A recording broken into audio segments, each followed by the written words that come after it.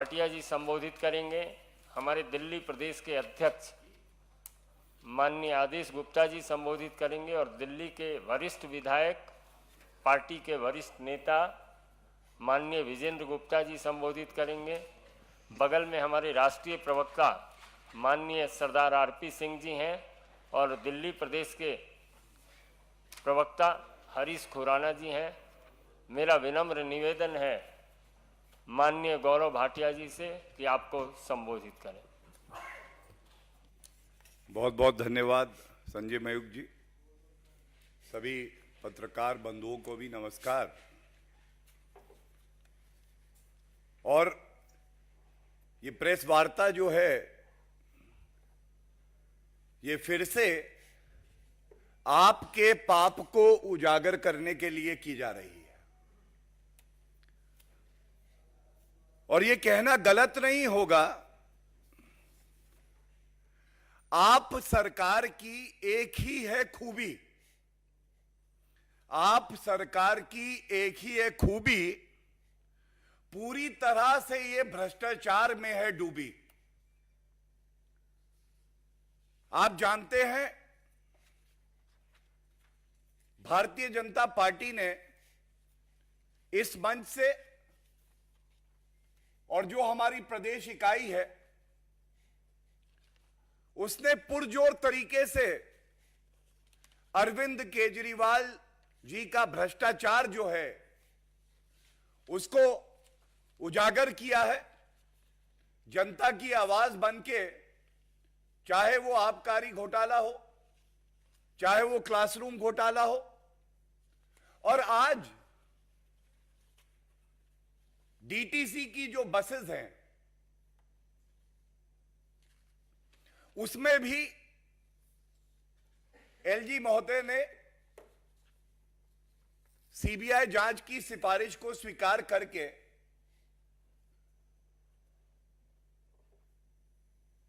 आगे बढ़ाया है।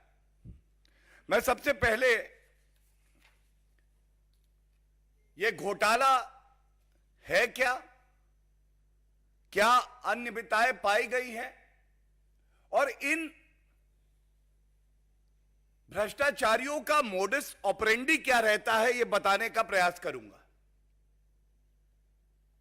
दिल्ली की जनता सोच रही है कि आप अरविंद केजरीवाल जी का कोई भी मंत्रालय उठाइए तो उसमें भ्रष्टाचार मिलेगा, वसूली मिलेगी। Tailor making of contracts and tenders, ऐसा निविदा बनाओ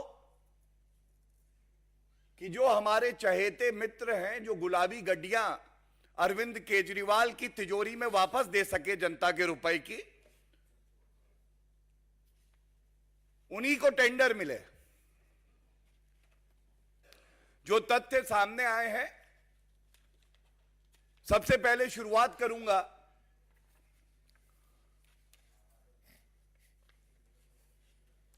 अरविंद केजरीवाल जी जब चुनाव दिल्ली का लड़े तो इनकी 10 गारंटी थी।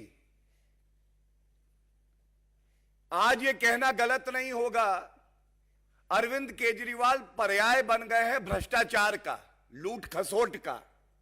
और एक गारंटी है, अरविंद केजरीवाल है तो भ्रष्टाचार है। कहते थे कि दिल्ली में 11,000 से ज्यादा डीटीसी बस देंगे।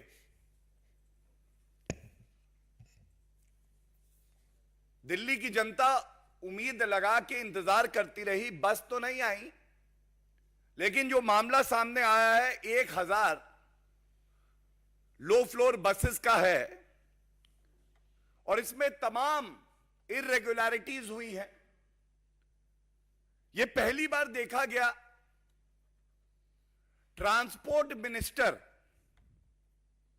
कैलाश गहलोत, इनको बोर्ड का चेयरमैन बना दिया, जो एक अधिकारी होता था। अब पूछा जाएगा ये क्यों हुआ? सुविधा के लिए होता है ये। अगर अरविंद केजरीवाल का मंत्री रहेगा तो कानून को ताक पे रखते हुए जैसा अरविंद केजरीवाल बताएंगे वैसी ही शर्तें रखी जाएंगी निविदा में। वही व्यक्ति का चयन होगा, उसके बाद वसूली होगी, रुपया घूम के अरविंद केजरीवाल की तिजोरी में आ जाएगा। तो पहली अनियमितता तो यह थी। और जनता को भटकाने के लिए ऐसा प्रतीत हो कि सब बड़ा ही पारदर्शी तरीके से हो रहा है, एक कंसल्टेंट जरूर बना देते हैं। इस मामले में भी एक संस्था है DIMTS, इसको कंसल्टेंट बनाया। विचित्र बात यह है कि इस कंसल्टेंट ने कंसल्टेशन जो किया वो ये किया कि कैसे वसूली का रुपया, ये काला धन, गुलाबी गड्डियां अरविंद केजरीवाल तक पहुंच जाएं और भ्रष्टाचार पूरा हो जाए। जो L1 था बड़ी ही प्रतिष्ठित कंपनी थी, लेकिन L1 से इनकी सांठगांठ नहीं थी। इन भ्रष्टाचारियों को जनता का जितना रुपया चाहिए था वो एक ईमानदार कंपनी देने के लिए नहीं तैयार थी। तो इन्होंने एक और कंपनी जो इनकी चहेती थी, जिसको इनको चिन्हित करके सेलेक्ट करना था, JBM, उसको बातचीत के लिए बुलाया। सवाल पूछा जाएगा, L1 जनता का कम रुपया खर्च करके आपको BS6 की 600 बसेस के लिए उन्होंने बिडिंग करी। आप बातचीत करते, दाम कम हो जाते, जनता का रुपया बचता और बसेस भी आती, लेकिन नहीं, क्योंकि JBM चहेती कंपनी थी, उसको बुलाया बातचीत करने के लिए, जो BS6 600 बसेस के लिए L1 नहीं थी और 400 बसेस BS4 थी। यह पूछना चाहेंगे, क्या आपने कानून नहीं पढ़ा है अरविंद केजरीवाल जी, या आपकी नियत में इतना खोट आ गया है कि कानून को दरकिनार करके केवल वसूली करने के लिए आप कुछ भी करने को तैयार हैं? There are multiple judgments of the Honorable Supreme Court that there has to be a level playing field. समानता होनी चाहिए हर बिडर के लिए। आपके पास एक L1 बिडर था, आप अगर JBM से बात कर सकते हैं तो ये जो प्रतिष्ठित कंपनी थी इसको बुला के भी बातचीत कर सकते थे। और जब मैं कहता हूं प्रतिष्ठित तो बड़ी जिम्मेदारी से कहता हूं, देश की सबसे प्रतिष्ठित कंपनी, उसको नहीं बुलाया गया।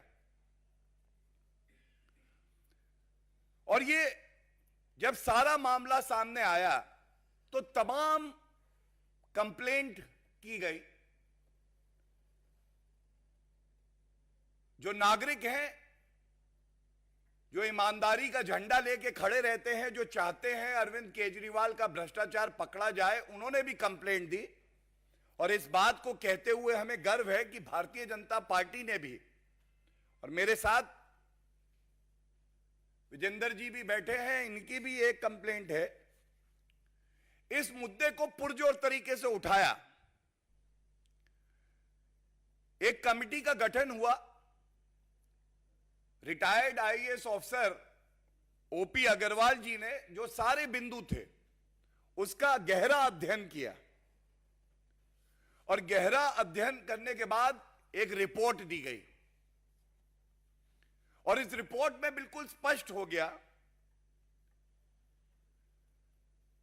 कि तमाम ऐसी अनियमितताएं जानबूझ के करी गई, कानून की अनदेखी करते हुए, क्योंकि मकसद केवल एक था। मकसद यह था कि जो हमारे मित्र हैं, उन्हीं को हम ये टेंडर दें और इन मित्रों से हम भ्रष्टाचार का इत्र लगाएं। और मैं ये बता दूं कि ये अनियमितताएं इतनी चिंताजनक हैं कि सोच के डर लगता है कि अरविंद केजरीवाल जी कितनी लूट खसोट करना चाहते हैं। जनरल फाइनेंशियल रूल्स होते हैं। अरविंद केजरीवाल जी, आप बताइए, जनरल फाइनेंशियल रूल्स का पालन आपने क्यों नहीं किया? क्या आप अपने आप को संविधान से और कानून से ऊपर समझते हैं? एक मैनुअल है प्रोक्योरमेंट ऑफ गुड्स, उसकी गाइडलाइंस हैं, आपने उसका भी पालन नहीं किया। ऐसा क्यों है? और जैसा हमने आपके समक्ष रखा था जब क्लासरूम घोटाला हुआ था, सीवीसी की अपनी गाइडलाइंस हैं कि जब सरकारी रुपया खर्च होगा तो पारदर्शिता भी होनी चाहिए और जितने मानक हैं उन सब का पालन करना जरूरी है। और पुनः अरविंद केजरीवाल जी ने कहा कि नहीं, सीवीसी जरूरी नहीं है, मेरे लिए तो करप्शन जरूरी है।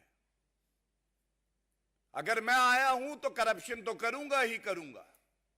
जनता का रुपया तो मुझे लूटना ही है। ये जो सवाल हम लोग यहां से पूछ रहे हैं, ये गंभीर सवाल हैं। और सबसे महत्वपूर्ण, जो 1000 बसेस आनी थी, इनकी मेंटेनेंस का ठेका भी इस तरह से बनाया गया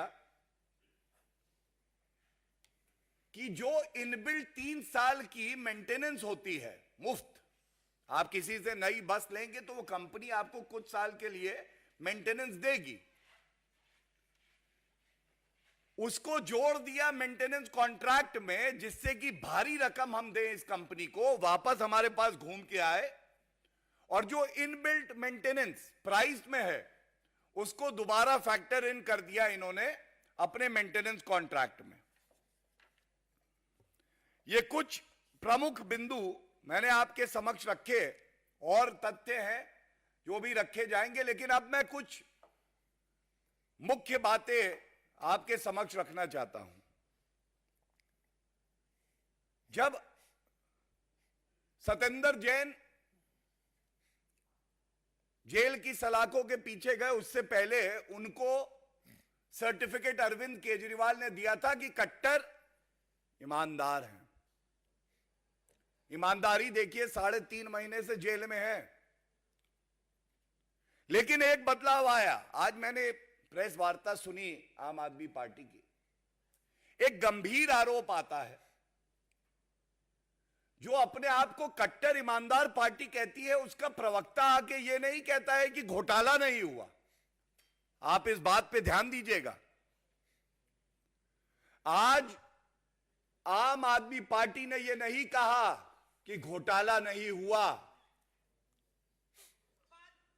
उन्होंने एक और मुद्दे को उठाया, और जो उनका मूल चरित्र है कि मुख्य मुद्दे से भटका दो, सही काम को लटका दो, वही काम आज कर रहे थे। अगर आप मुख्य मुद्दे से भटकाएंगे तो मैं ये जरूर कहूंगा कि आप अगर लटकाना जानते हैं ना, तो जनता झटका देना जानती है। दूसरी प्रमुख बात जो उठाना चाहेंगे, आज यह भी नहीं कहा गया कि हम कट्टर ईमानदार हैं, और मजबूरी है जब एक के बाद एक हवाला घोटाला, स्वास्थ्य मंत्री जेल में, उप मुख्यमंत्री मनीष सिसोदिया आबकारी घोटाला, अब ट्रांसपोर्ट डिपार्टमेंट का डीटीसी बस घोटाला, पंजाब के स्वास्थ्य मंत्री घोटाला करके जेल में जा चुके। तो अब कैसे कहेंगे हम कट्टर ईमानदार हैं? और जनता भी समझ गई है ये कट्टर बेईमान है। एक बात और इनकी प्रेस वार्ता में आई और जनता बड़ी समझदार है, वो भी अचंभित थी। इन्होंने कहा कि देखिए जब बस आई नहीं तो घोटाला कैसे हुआ? अरविंद केजरीवाल जी, चोर शातिर है, चोर चोरी करने जाता है, पुलिस दबोच लेती है, जनता पकड़ लेती है। चोरी करने से पहले पकड़ा जाता है, चोर कहता है मैं ईमानदार हूं क्योंकि चोरी नहीं करी।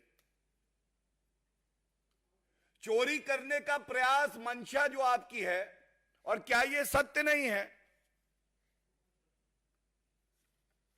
कि आपने शिकायत जब आई तो ये जो 1000 बसेस का जो टेंडर आपने अवॉर्ड किया था, इस पे रोक लगाई? ये तथ्य आपने जनता के बीच में क्यों नहीं रखा? अपनी तरफ से आप भ्रष्टाचार पूरा कर चुके थे, वसूली हो चुकी थी, काला धन आपकी तिजोरी में पहुंच चुका था। लेकिन जब एक मजबूत विपक्ष दिल्ली में भारतीय जनता पार्टी है और अपनी जिम्मेदारी का निर्वहन करके शिकायत करी, जनता की आवाज बनी, आप पे दबाव बना, आपको लगा हां हमारी चोरी पकड़ी गई है, तब आपने कहा ये जो अवार्ड दिया है बसेस का, इस पे रोक लगा दी जाए। अरविंद केजरीवाल जी, आपसे पूछना चाहेंगे क्या यह तथ्य सही नहीं है? और आज यह जरूर आपसे पूछा जाना चाहिए, आप इधर उधर की बात मत करिए। आप हमें जो प्रश्न हम यहां से उठा रहे हैं उनका उत्तर जरूर दीजिए। आप ये बताइए ऐसा क्यों है कि आपकी मोडस ऑपरेंडी सबसे पहला दोस्तों को बुलाओ, अरविंद केजरीवाल उन दोस्त से कहें तुम मुझे गुलाबी गड्डियां दो, मैं तुम्हें टेंडर दूंगा। उसके बाद ये जो चहेते हैं ये बैठते हैं अरविंद केजरीवाल जी के साथ। ये मोडस ऑपरेंडी का दूसरा कदम है। टेंडर दिल्ली की भ्रष्टाचारी सरकार में सरकार नहीं बनाती है, वो मित्र बनाते हैं। वो बताते हैं अरविंद केजरीवाल जी थोड़ा सा क्वालिटी कम हो जाए चलेगा, रुपया बढ़ा देते हैं आपका। कहीं ठीक है भाई। तो टेलर मेकिंग ऑफ टेंडर, काट छाट ऐसी करो कि कोई और ना क्वालिफाई करे, केवल मित्र ही आए। तीसरा, फिर केवल मित्रों को टेंडर जो है वो दे दिया जाता है, बाकी सब बाहर हो जाते हैं। जब टेंडर दिया जाता है तो वसूली भी पूरी हो जाती है, और जब वसूली पूरी हो जाती है तो दो उदाहरण दूंगा। आबकारी घोटाले में जब पकड़े गए तो वही नीति जो कह रहे थे अच्छी है उसको वापस ले लिया और यहां पे टेंडर दे के रोक लगा दी। ये क्या दर्शाता है कि जब चोर पकड़ा जाए तो कहे कि नहीं भाई गलती हो गई, माफ कर दीजिए। लेकिन चोरी तो की ना अरविंद केजरीवाल जी आपने। इसीलिए आज दिल्ली की जनता यह कह रही है ऐसे मुख्यमंत्री को जिसके हर मंत्रालय में भ्रष्टाचार है, मुख्यमंत्री की कुर्सी पर बने रहने का कोई हक नहीं है। और हम ये उम्मीद करते हैं ये जो मुख्य बिंदु उठाए हैं इस पे अरविंद केजरीवाल जी जरूर उत्तर देंगे। धन्यवाद। मेरा आग्रह है माननीय आदेश गुप्ता जी से कि आपको संबोधित करें। माननीय आदेश जी। धन्यवाद संजय जी। सभी पत्रकार मित्रों को मेरा नमस्कार। अभी हमारे राष्ट्रीय प्रवक्ता गौरव जी ने बहुत सारे बिंदु इस बड़े भ्रष्टाचार के बारे में उठाए हैं। अरविंद केजरीवाल की सरकार स्वराज से शराब और फिर शराब से भ्रष्टाचार के सफर में इतनी डूब गई है कि वो जो भी काम करते हैं, जो भी खरीद फरोख्त होती है, वो बिना भ्रष्टाचार के होती ही नहीं है। और जैसे कल जिस जांच के आदेश हुए डीटीसी बस खरीद के घोटाले में, वो इस कड़ी की एक नई फेहरिस्त बनी है। दिल्ली में 1000 बसों की खरीद का टेंडर होता है और वो टेंडर में बहुत सारी अनियमितताएं होती हैं। बसों की खरीद में अपनी चहेती कंपनी को फेवर करने के लिए टेंडर के नियमों का, प्रिक्योरमेंट के नियमों का, सीवीसी की गाइडलाइंस को धज्जियां उड़ाकर अपनी चहेती कंपनी को टेंडर दिया जाता है, ठेके दिए जाते हैं। उसमें जो हजारों करोड़ों रुपए का भ्रष्टाचार किया है, उससे ये बिल्कुल साफ लग रहा है कि अरविंद केजरीवाल सीवीसी नहीं मानते हैं। उनका एक ही काम करने का तरीका, उनके लिए सीवीसी गाइडलाइन नहीं है, उनके लिए है डीसीसी, डायरेक्ट कैश कलेक्शन।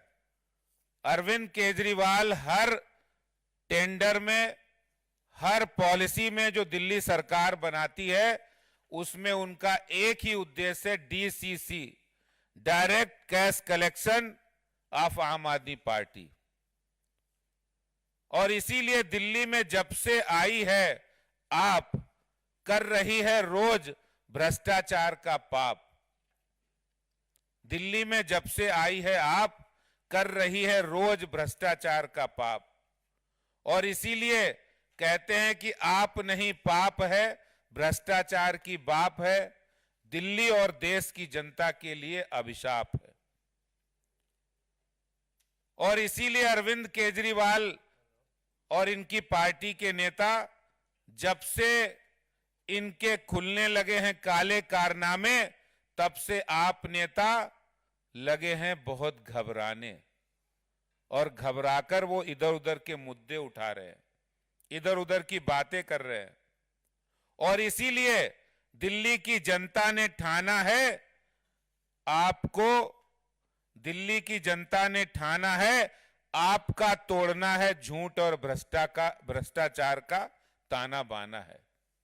आपका जो आम आदमी पार्टी के झूठ और भ्रष्टाचार का ताना बाना तोड़ने का जो संकल्प दिल्ली की जनता ने लिया है, जिस टेंडर की, जिस बसों की खरीद की वो लोग मना कर रहे हैं कि हमने तो बसें नहीं खरीदी, मैं उनसे पूछना चाहता हूं कि आपने शराब घोटाला किया था, नई शराब नीति बनाई थी, कह रहे थे बहुत अच्छी शराब नीति है, जैसे ही उसमें घोटाला सामने आए, सीबीआई की जांच हुई, वापस ले लिया।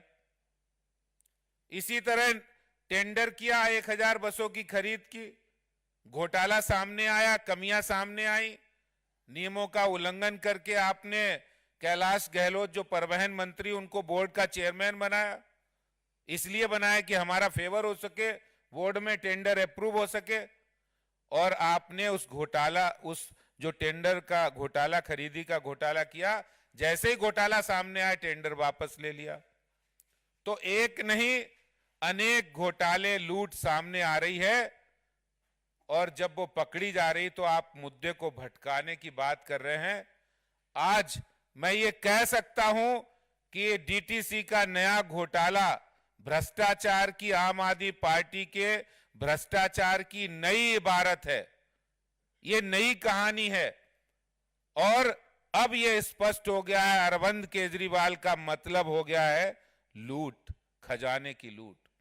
अरविंद केजरीवाल माने भ्रष्टाचार, अरविंद केजरीवाल माने दिल्ली जल बोर्ड घोटाला, अरविंद केजरीवाल माने शराब का घोटाला, अरविंद केजरीवाल माने क्लासरूम घोटाला, अरविंद केजरीवाल माने डीटीसी बस घोटाला, और अरविंद केजरीवाल माने स्कीम से स्कैम, स्कीम बनाते हैं स्कैम के लिए, और अरविंद केजरीवाल माने इश्तेहार।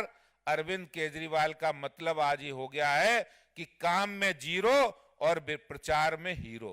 ये अरविंद केजरीवाल आज भ्रष्टाचार के इस मुकाम पर उन्होंने दिल्ली को लाकर खड़ा कर दिया कि कोई भी डिपार्टमेंट, कोई भी काम ऐसा छोड़ा नहीं जो बिना भ्रष्टाचार के आज आम आदमी पार्टी कर रही हो।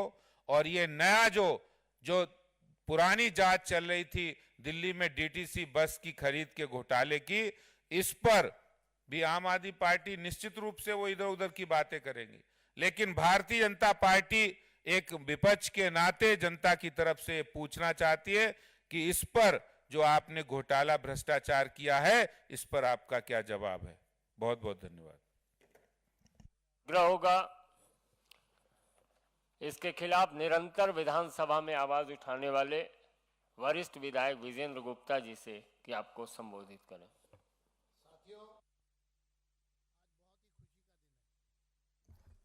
क्योंकि 4.5 साल के लंबे संघर्ष के बाद भ्रष्टाचारियों की पोल अब खुलने के कगार पर है। मैं संक्षिप्त में 2018 से शुरू करता हूं। 1 जून 2018 को एक षड्यंत्र के तहत दिल्ली के ट्रांसपोर्ट मिनिस्टर को डीटीसी के बोर्ड का चेयरमैन नियुक्त किया गया। ये हैरानी प्रकट करने वाला ये फैसला था, क्योंकि डीटीसी के इतिहास में 1970 से लगभग 52 वर्ष में ऐसा कभी नहीं हुआ कि डीटीसी का चेयरमैन कोई पॉलिटिकल आदमी बने। लेकिन चूंकि भ्रष्टाचार की नींव रखी गई 1 जून 2018 को, ये जो 1000 लो फ्लोर बसेस खरीदने का मामला है, ये तभी से चल रहा है। जून 1 को चेयरमैन की अपॉइंटमेंट होती है और जून के महीने में ही एक दागदार कंपनी जेबीएम लिमिटेड, उसका पदार्पण दिल्ली की सरकार में होता है और वो एक प्रपोजल लेकर आता है और वो प्रपोजल दिया जाता है। देखिए प्रपोजल कितना मजेदार है। प्रपोजल में था कि बस खरीदेगी सरकार, लेकिन उसका जो रजिस्ट्रेशन होगा उसमें 2 को ओनर होंगे, एक जेबीएम और एक दिल्ली की सरकार। प्रॉपर्टी सरकार की, लेकिन को ओनरशिप एक प्राइवेट आदमी के साथ। दूसरा टेंडर कोई नहीं होगा, बिना टेंडर के उसके प्रपोजल पर ओके। तीसरा, उसको 14,000 रुपए प्रतिदिन सरकार पेमेंट देगी। बस सरकार की, सीएनजी सरकार की, कंडक्टर सरकार का 14,000 रुपए पर डे देगी। 14,000 रुपए पर डे का मतलब है 4 लाख रुपया पर महीने और लगभग 10 साल में 5 करोड़ रुपया। बस की कीमत 70 लाख रुपए। हमने ये मामला वहां से उठाना शुरू किया। मैं नेता विपक्ष था। अगस्त 2018 में ये मामला जब प्रकाश में आया और सदन में इस मामले को ले जाने के लिए जो हमने प्रेस वार्ता की, तो उसके बाद इस पूरे प्रपोजल को दबा दिया गया। फिर एक नई शुरुआत हुई जुलाई 2019 में, और जुलाई 2019 में जो L1 था उसको वर्क ऑर्डर नहीं दे रहे, L2 से नेगोशिएशन कर रहे हैं कि L1 के रेट पर आप देना। और इसके अलावा जब बोर्ड की मीटिंग में यह मामला आया 2019 जुलाई का अप्रूवल के लिए, तो मैं 2-3 पंक्तियां पढ़ देता हूं, क्योंकि हमने भी उस समय भी इस मामले पे ऑब्जेक्शन किया और एंटी करप्शन ब्रांच को कंप्लेंट डाल दी। इसमें एडिशनल चीफ सेक्रेटरी मीटिंग में कहते हैं, made queries about the manner in which the tender has been dealt by the DTC and it was pointed out by her that this was one tender but the DTC is processing the same as if there are two separate tenders for the BS4 and BS6. Tender एक, लेकिन उसको split कर दिया board की meeting में लाकर work order देते वक्त। उसके बाद अधिकारियों ने, मिनट्स की कॉपी है मेरे पास, जुलाई 19 में जो टेंडर हुआ उसकी मीटिंग जो हुई, बोर्ड मीटिंग, छठी बोर्ड मीटिंग 19 की 10/12/2019 को, उसमें पूरा एक एक वर्बेटम है कि किस तरह चीफ एडिशनल चीफ सेक्रेटरी ने उसका विरोध किया, और बाद में लास्ट में ये तक कहा कि it was further informed by additional chief secretary transport that a request letter dated 27/11/19 has also been received from anti corruption branch government of NCT of Delhi for seeking prior approval of the competent authority under section 17A PC act 1988। यानी कि एक तरफ ACB जांच करने के लिए एक permission मांग रही है, चीफ सेक्रेटरी बता रहे हैं मीटिंग में, और पूरा हवाला दिया है कि ये पूरा गड़बड़ है, घोटाला है, गड़बड़ झाला है, ये हम जेबीएम को वर्क ऑर्डर नहीं दे सकते। लेकिन मंत्री का दबाव लगातार बना रहा, और उसके बाद जब लगा कि मामला जमेगा नहीं, तो उसके बाद उसको फिर ड्रॉप कर दिया। फिर एक शुरुआत की मार्च 2020 में, और मार्च 2020 में इन्होंने एक शुरुआत की, और जनवरी 2021 को एक वर्क ऑर्डर इशू किया लगभग 4,500 करोड़ रुपए का, और उसमें स्कोप था 250 बसेस और बिना टेंडर के खरीदने का, जिसके भी वर्क ऑर्डर का पार्ट बना दिया गया, और बाद में फिर अगली मीटिंग स्पेशल कॉल की गई, उसको विड्रॉ किया गया। तो 250 यानी 25%, तो यानी कि 5500 करोड़ रुपए का लगभग ये एक वर्क ऑर्डर। आपको मैं बताना चाहता हूं कि दिल्ली की सरकार के इतिहास में आज तक एक वर्क ऑर्डर, एक प्रोक्योरमेंट इन वन गो इतनी बड़ी कभी हुई ही नहीं थी। 5000 करोड़ की प्रोक्योरमेंट एक साथ एक वर्क ऑर्डर में, ये एक बड़ा घोटाला, सबसे बड़ा टेंडर जिसमें सबसे बड़ा घोटाला। बस की कीमत 87 लाख रुपए, लेकिन उसकी एएमसी 4 गुना ज्यादा। बस की कीमत 870 करोड़ रुपए और एएमसी जो है वो 3500 करोड़ रुपए है। 45 रुपए पर किलोमीटर। जिस दिन नई बस सड़क पर उतरेगी, पहला किलोमीटर चलेगी, उस पर 45 रुपए पर किलोमीटर प्राइवेट बिडर को मिलेगा, प्राइवेट कंपनी को मिलेगा। अब आप समझिए कि बस सरकार की, ड्राइवर सरकार का, सीएनजी सरकार की, डिपो सरकार की, कंडक्टर सरकार का, सब कुछ सरकार का। बस भी सरकार ने खरीदी, लेकिन उसको धोने पहुंचने के नाम पर पहले किलोमीटर से 45 रुपए पर किलोमीटर, 200 किलोमीटर एवरेज एक डीटीसी बस पर डे चलती है, 9,000 रुपए पहले दिन एक बस पर, 1000 बस पर 90 लाख रुपए पहले दिन, पहले महीने में 27 करोड़ रुपए, और पहले साल में लगभग 350 करोड़ रुपया सिर्फ मेंटेनेंस का। बस की कुल कीमत 3 साल में, जब वारंटी पीरियड है 3 साल का, उसके अंदर अंदर बस की, उससे ज्यादा बस की कीमत कंपनी को दी जा रही थी। हम लोगों ने मामला उठाया मार्च में हाउस के अंदर, और जब लगा कि बात काबू से बाहर जा रही है, तो आपको जान के हैरानी होगी, जनवरी 2021 को वर्क ऑर्डर इशू करते हैं। 6 महीने बाद, लगभग 5 महीने बाद 11 जून को ये ऑर्डर निकालती है दिल्ली गवर्नमेंट कि हम ये जो बसें खरीद रहे थे 1000, इसको हमने अबेंस में डाल दिया है। हम पूछना चाहते हैं कि जब वर्क ऑर्डर सरकार इशू कर देती है, एक एग्रीमेंट साइन कर लेती है, कॉन्ट्रैक्ट हो जाता है, तो सरकार ने किस अधिकार से इसको अबेंस में रखा? एक, दूसरा जो एजेंसी थी जो कल्प्रेट है वो चुप क्यों रहा? क्या उसको कोर्ट गया? जब 4,500 करोड़ का माल आप खरीद रहे हैं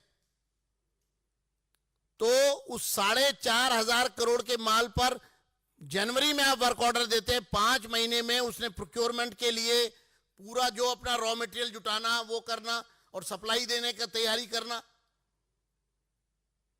और हमारा सीधा आरोप है कि जनवरी में जब वर्क ऑर्डर इशू किया गया, वर्क ऑर्डर के साथ ही रिश्वत ली गई। सरकार में वर्क ऑर्डर के साथ कैश, मोटा माल केजरीवाल के लोगों ने, केजरीवाल जी ने लिया वर्क ऑर्डर देने के बदले में। और जून में उस ऑर्डर को, वर्क ऑर्डर को अबेंस में डाल दिया। 16 जून 2021 को लेफ्टिनेंट गवर्नर ने एक कमेटी गठित की। उस कमेटी की रिपोर्ट में साफ रूप से यह आ गया कि एनुअल मेंटेनेंस कॉन्ट्रैक्ट में भारी घपला हुआ है, लेकिन मैनिपुलेशन की गई और क्लीन चिट का भ्रम पैदा करने की लोगों के बीच में कोशिश की गई। उसके बाद मामला सीबीआई को सौंप दिया गया 16 अगस्त 2021 को, और 21 सितंबर 2021 को सीबीआई ने प्राथमिकी दर्ज कर ली। अब आप देखिए, एक प्राथमिकी दर्ज है और उपराज्यपाल महोदय ने जो रिकमेंडेशन दी है और उसमें साफ रूप से ये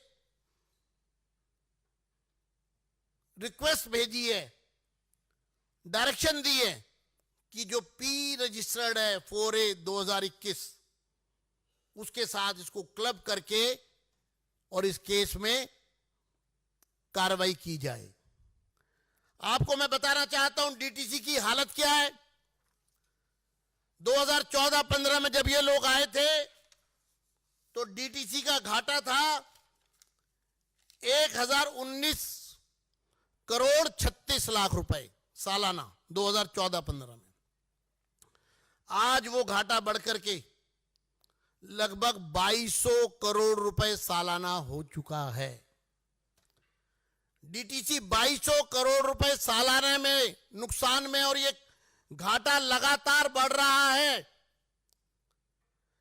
आज डीटीसी के पास जितनी बसें डीटीसी की चल रही हैं वो सारी बसें 7.5 लाख किलोमीटर से ज्यादा चली हुई है और 12 साल से ज्यादा पुरानी है, यानी कि कंडम बसें हैं।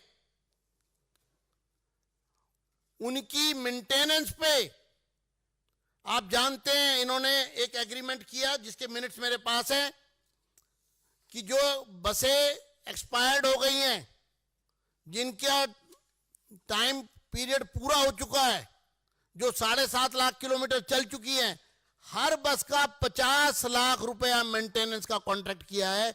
1000 बसेस पर 500 करोड़ रुपए की पेमेंट सरकार के खजाने से जा चुकी है 3 साल की मेंटेनेंस के लिए सिर्फ, और इतने में नॉन एसी बस आती है। तो साथियों, मैं इतना कहूंगा अंत में कि ये कोई छोटा मोटा घोटाला नहीं है, ये बहुत बड़ा घोटाला है जो इनके प्रवक्ता लोगों को गुमराह करने की कोशिश कर रहे हैं।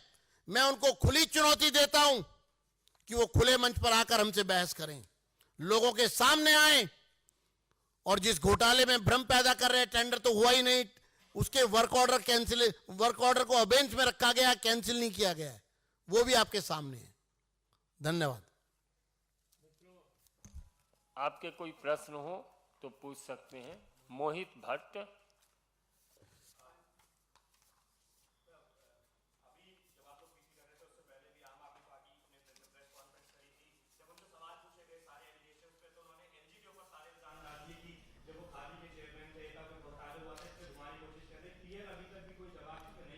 अभी आरटीसी भी प्रेस कॉन्फ्रेंस कर दी तो क्लियर जवाब अभी तक नहीं मिले हैं, बल्कि एलजी के ऊपर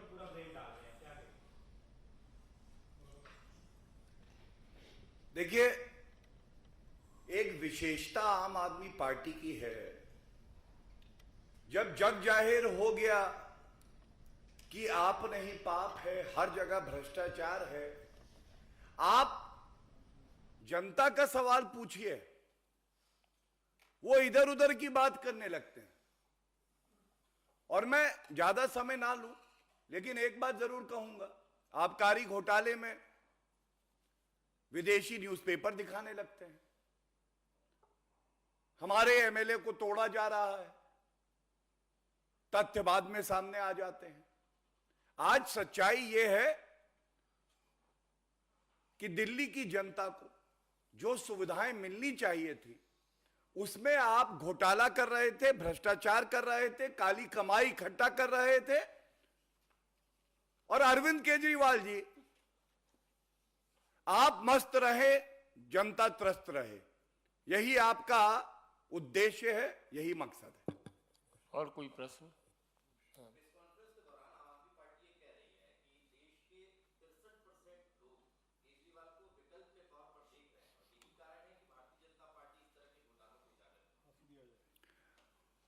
देखिए, ऐसा है, जो जानकारी हमारे पास आती है, 99% भ्रष्टाचारी अरविंद केजरीवाल को ही चाहते हैं। 99%। उनको पता है, अरविंद केजरीवाल के साथ ड्राइंग रूम में बैठो, चाय पियो, निविदा खुद बनाओ, गुलाबी गड्डियां दो, टेंडर पाओ। लेकिन जनता की कौन सोच रहा है? भारतीय जनता पार्टी। और जनता की आवाज इतनी प्रखर, इतनी मजबूत कर देंगे कि अरविंद केजरीवाल भी खुद आके बोलेंगे कि आप कट्टर बेईमान है।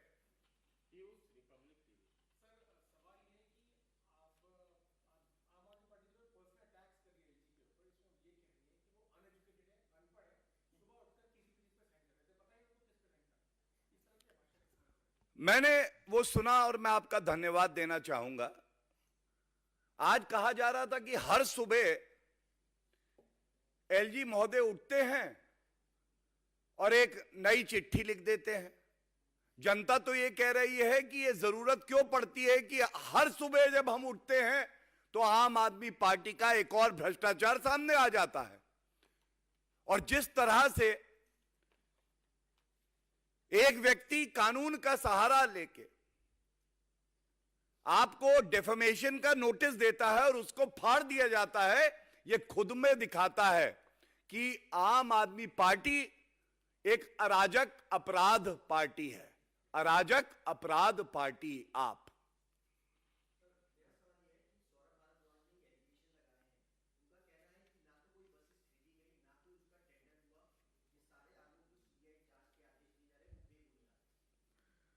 देखिए, जो प्रश्न इस मंच से उठा दिए गए हैं उसको दोबारा दोहराऊंगा नहीं।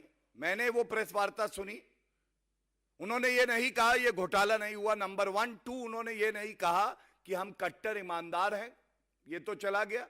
और तीसरी बात, चोर चोरी करने जाता है, पुलिस लपक लेती है, कहता है मैं चोरी तो नहीं कर पाया इसलिए ईमानदार हूं। ये कोई तर्क है?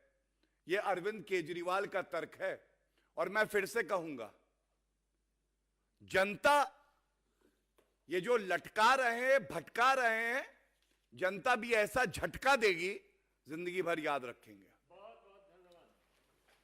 Thank you.